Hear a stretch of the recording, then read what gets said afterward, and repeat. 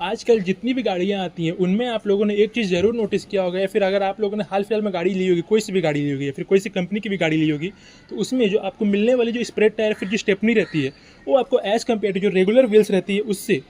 1 या 2 साइज़ छोटी मिलती है, जिसको जो कंपनी रहती है वो आपकी डिक्की सेवर या फिर बूट में स्पेस सेवर के नाम से आपको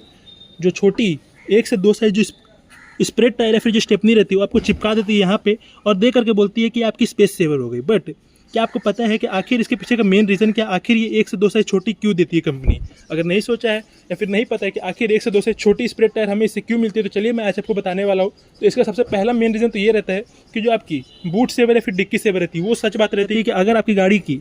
जो स्प्रेड टायर है वो अगर बराबर रहेगी तो इसमें थोड़ा बहुत बूट में आपको दिक्कत देखने को मिलेगी, फिर छोटी मिलेगी। नंबर 2 रीज़न कि अगर जो कंपनी रहती है वो गाड़ी में अगर एक चीज़ छोटी दे रही है, मतलब कि स्प्रेड टायर छोटी दे रही है, तो उसमें काफ़ी पैसा बचा लेती है। और अगर वो ऐसी काफ़ी सारे यूनिट में अगर छोटी स्प्रेड टायर देती है तो उससे काफ़ी ज़्यादा पैसा उससे बच जाएगा कंपनी को, और फायदा हो जाएगा कंपनी को। और कंपनी को भी पता है कि जो स्प्रेड टायर है वो रोज़ रोज़ लगने वाली चीज़ नहीं है, इसीलिए 1 से 2 साइज़ छोटी भी दे देती है। और काफ़ी सारे लोग तो ये भी कर देते हैं कि गाड़ी की अगर टायर पंचर होती है तो गाड़ी अगर घर के बाहर खड़ी है वहाँ उसको रिप्लेस कराएंगे या फिर खोलेंगे, खोलने के बाद स्टेपनी लगाएंगे और इसको तुरंत से बनवा करके फिर से इसको लगवा देंगे, मतलब कि आपकी जो रेगुलर टायर रहती है उसको लगवा देते हैं। और जिससे होता ये है कि स्टेपनी का यूज़ भी नहीं होता, और इसीलिए कि रेगुलर टायर जैसी बड़ी टायर देने में कोई फायदा भी नहीं होता कंपनी को, और इससे मैन्युफैक्चरिंग के समय पैसे भी बच जाता है। तो इसीलिए आपको 1 से 2 साइज़ जो स्टेपनी की टायर रहती है छोटी मिलती है।